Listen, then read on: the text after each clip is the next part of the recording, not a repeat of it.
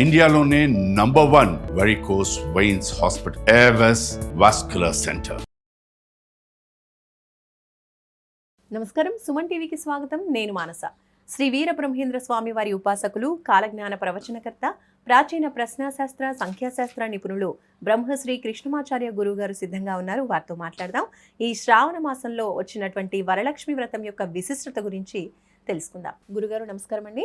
జై వీరబ్రహ్మ జై గోవిందబాంబ జై. నమస్కారం తల్లి. గురుగారు, శ్రావణ మాసం అంటేనే మహిళలందరికీ చాలా ప్రత్యేకం.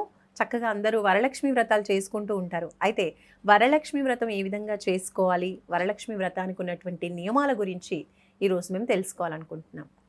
శ్రావణ మాసంలో ప్రత్యేకించి పౌర్ణిమ ముందొచ్చేటువంటి శుక్రవారాన్ని వరల మహాలక్ష్మి వ్రతాన్ని చేసుకోవడానికి మనం అనువైనటువంటి దినంగా మనం అనుకుంటూ ఉంటాం. ఒకవేళ ఆ రోజు కుదరకపోయినా శ్రావణ మాసంలో ఇతరత్రా శుక్రవారాల పూట కూడా వరలక్ష్మి వ్రతాన్ని చేసుకోవచ్చు. అసలు వరలక్ష్మి వ్రతాన్ని ఎందుకు చేసుకోవాలి? మనకి వరలక్ష్మి వ్రతంలో ఉన్నటువంటి నేపథ్యాలన్నీ కూడా మనకు తెలుసు. కానీ ఈ వరలక్ష్మి వ్రతం చేయటం వల్ల మనకి ఏం కలుగుతుంది అంటే, అమ్మవారు వరాలను ఇస్తుంది. ఒక మహిళ, ఒక స్త్రీ తన కుటుంబం కోసం ఎటువంటి వరాలని కోరుకుంటుంది వరలక్ష్మి వ్రతం కోసం. ఆ వరలక్ష్మి వ్రతాన్ని ఎలా చేస్తే ఈ వరాలు వస్తాయంటే, వరలక్ష్మి వ్రతం చేసినటువంటి తల్లికి, ఏ స్త్రీ అయినా వరలక్ష్మి వ్రతాన్ని ఆచరిస్తే అమ్మవారు 8 వరాలని అనుగ్రహిస్తారట. ఏమిటా 8 వరాలు అంటే, సంపద, భూమి, అభ్యాసం, ప్రేమ, కీర్తి, శాంతి, ఆనందం, బలం.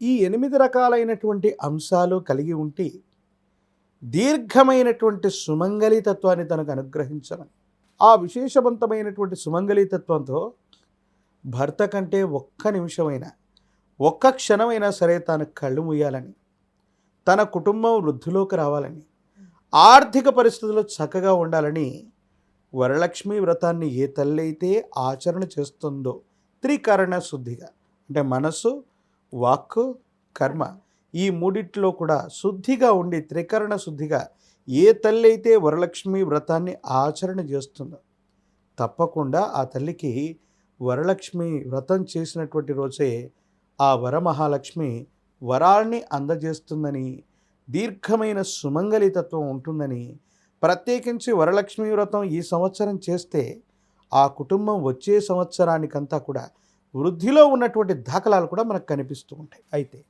వరలక్ష్మి వ్రతాన్ని ఎలా చేయాలి, ఏవైనా నియమ నిబంధనలు ఉన్నాయా? అన్ని వ్రతాల్లోకెల్లా వరలక్ష్మి వ్రతం అన్నటువంటిది చాలా విశేషవంతమైంది. ఎందుకో తెలుసా? ఇది సంవత్సరంలో నిర్ణీతమైన సమయంలో ఒక్కసారి మాత్రమే చేసుకోవడానికి అవకాశం. అది కూడా కేవలం శ్రావణ మాసంలో మాత్రమే చేయవచ్చు. ఎలాంటి రోజు చేయాలి? శుక్రవారం అయి ఉండాలి, పౌర్ణమికి ముందు వచ్చేటువంటి తిథి అయి ఉండాలి, లేదా శ్రావణ మాసంలోని శుక్రవారం పూట మాత్రమే చేయాలన్నటువంటిది మొదటి నిబంధన. ఇక రెండవది, కుటుంబంలో ఏ వ్యక్తులు కూడా మద్య మాంసాదులు స్వీకరించరాదు.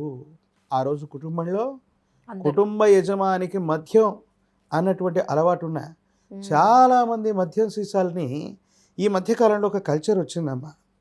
ఇంటి మధ్య భాగంలో సరాసరి అందరూ కూర్చునేటువంటి హాల్లోనే మద్యం బాటిళ్ళని అలంకరణ వస్తువులుగా పెట్టుకునేటువంటి ఒక రకమైనటువంటి పరిస్థితులకు మనం వచ్చాం. వరలక్ష్మి వ్రతం చేస్తున్నటువంటి సందర్భంలో ఎవరింట్లోనైనా ఖాళీ మద్యం బాటిళ్ళు అవ్వచ్చు, మద్యం సీసాలు అవ్వచ్చు, ఇంటి ప్రాంగణంలో ఉంచి వరలక్ష్మి వ్రతం చేయటం అన్నటువంటిది చాలా తప్పు. దానివల్ల మంచి జరగకపోగా ఇబ్బందులు జరిగేటువంటి అవకాశం ఉంది.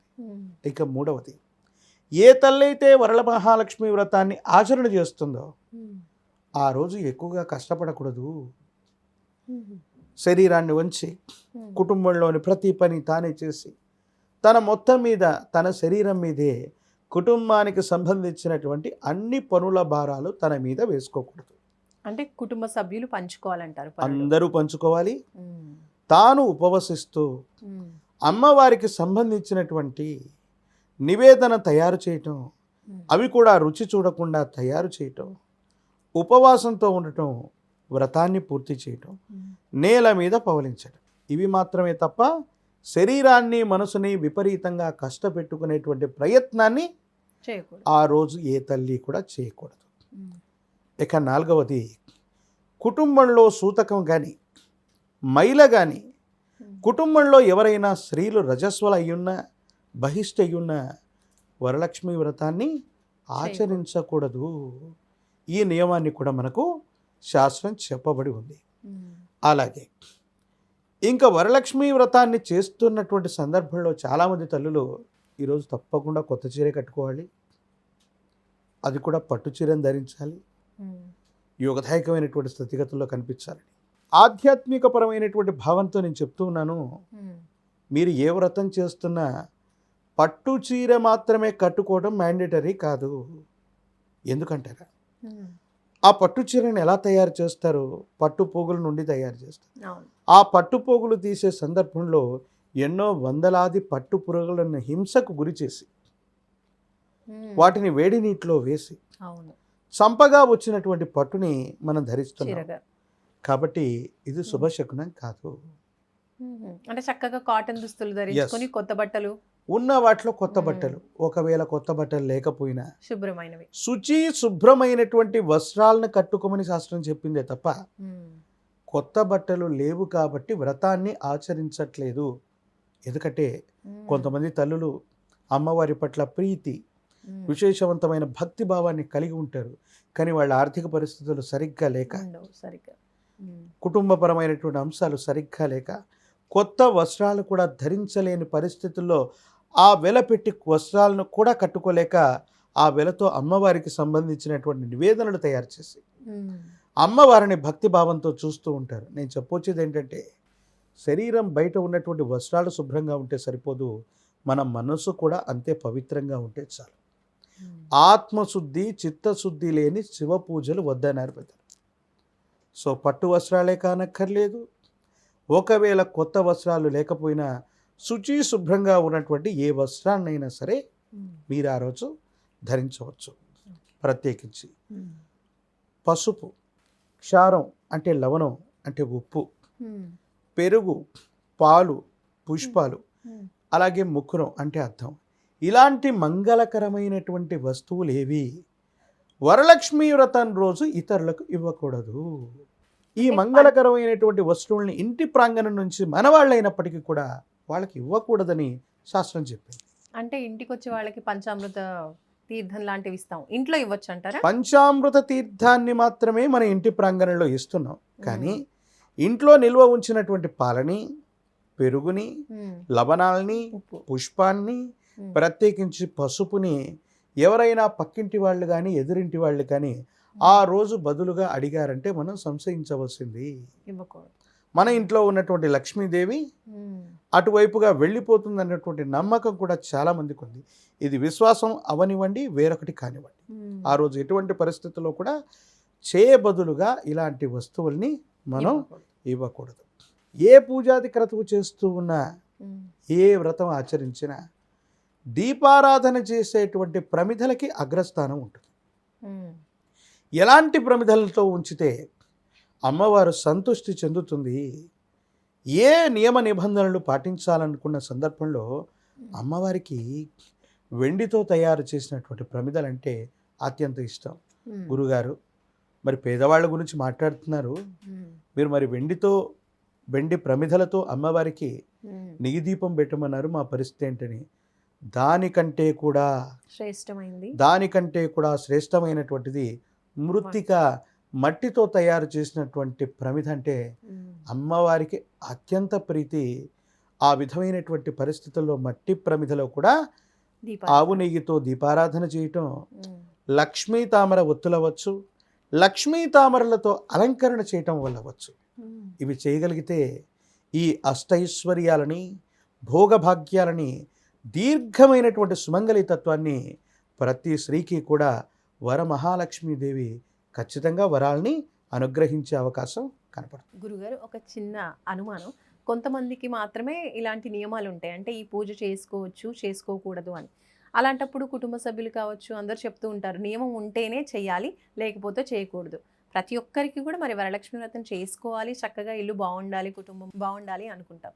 మరి చేయకూడదు అనేటువంటి నియమం ఉన్నవాళ్ళు ఈ వరలక్ష్మి వ్రతం రోజు లేదంటే ఈ శుక్రవారాల్లో ఎలా పూజించుకోవచ్చు?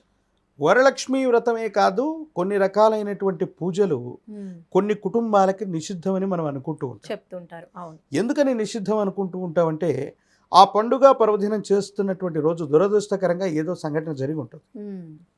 దాన్ని ఆనవాయితీ చేసుకుని మన ఇంట్లో కలశం పెట్టకూడదు, కలశాన్ని పెట్టి దేవతామూర్తుల యొక్క ఆరాధన చేయకూడదు. మరి వ్రతాలు చేసేటువంటి సందర్భంలో అమ్మవారిని విశేషవంతమైనటువంటి నదీ జలాలు నింపినటువంటి తీర్థంగాను కలశంగాను భావన చేసి అమ్మవారిని అందులోకి ఆహ్వానిస్తున్నాం. కాబట్టి మనకు కలశ పూజే లేదు, కాబట్టి వ్రతం కూడా లేదు. ఇందులో కలశ పూజను కూడా పెడుతూ ఉన్నాం, కాబట్టి ఈ కలశాన్ని ఆరాధన చేసే విధానమే మన కుటుంబంలో లేదు, కాబట్టి ఈ వ్రతాన్ని మనం ఆచరించకూడదు అని అనుకుంటూ ఉంటాం. ఇది పొరపాటు.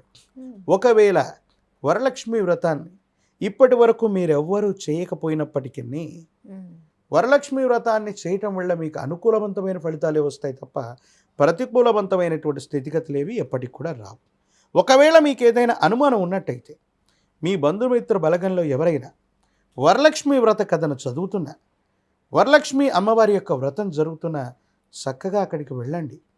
విశేషవంతమైనటువంటి అమ్మవారికి సంబంధించినటువంటి తీర్థ ప్రసాదాలని విశేషించి పసుపు కుంకుమను స్వీకరించి నుదుట ధరించండి.